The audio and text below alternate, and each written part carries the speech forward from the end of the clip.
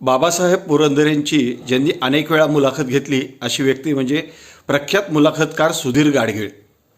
सुधीरजी सांगतायत बाबासाहेब मुलाखतीमधनं त्यांना कसे उलगडले.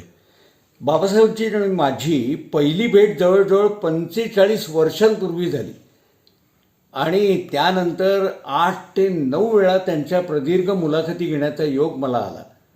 अनौपचारिक गप्पा तर या पर्वती पायथ्यापाशी ते राहत असताना अमृत किंवा प्रसादकडे जाता जाता अनेकदा होत गेल्या. कायम माझ्यासारख्या अत्यंत छोट्या माणसाला सुद्धा या सुधीरराव असं आदरानं बोलतच ते स्वागत करायचे. चुकूनही कधीही त्यांनी अरे तुरेवर आले नाहीत हा त्यांचा मोठेपणा. बोलण्यामध्ये एक विलक्षण नाद, नेमके शब्द, इतिहासाचं समृद्ध भान असल्यामुळे इतिहासातले दाखले देत उत्तरं देण्याची पद्धत, अशामुळे मला बाबासाहेब विशेष लक्षात राहिले. गंमत म्हणजे बाबासाहेब उत्तम नकला करायचे. अहो, शांताबाई हुबळीकरांपासून अनेकांच्या नकला त्यांनी केल्या आहेत. कशाला उद्याची बात मधलं गाणं त्यांनी 6 भाषेतलं नकलेतनं मांडलेलं आहे.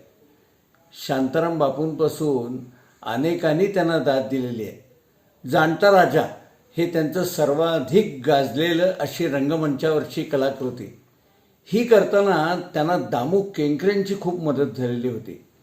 आणि याच्याखेरीज नकलांपासून जाणता राजापर्यंत वेगवेगळ्या मुलाखतीतनं जाणवलेल्या त्यांच्या वेगवेगळ्या पैलूंकडे जात असताना अजून एक गोष्ट नोंदवायला हवी, ती म्हणजे त्यांना चित्रकला, संगीत, नाटक याच्या जोडीला अगदी तमाशाची सुद्धा भरभरून आवड होती.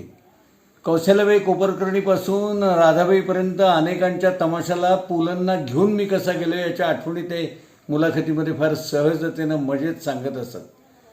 आणि अनेक गोष्टी असे बाबासाहेब म्हणता म्हणता 100रीचेही झाले आणि 100रीत सकाळसाठीच त्यांना भेटण्याचा योग मला आला.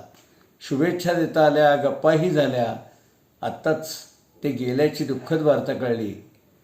बरं नाही वाटलं. इतका उत्साही, या वयातही आपलं ताजेपण टिकवून असलेला असं माणूस पुन्हा भेटणं दुर्मिळ.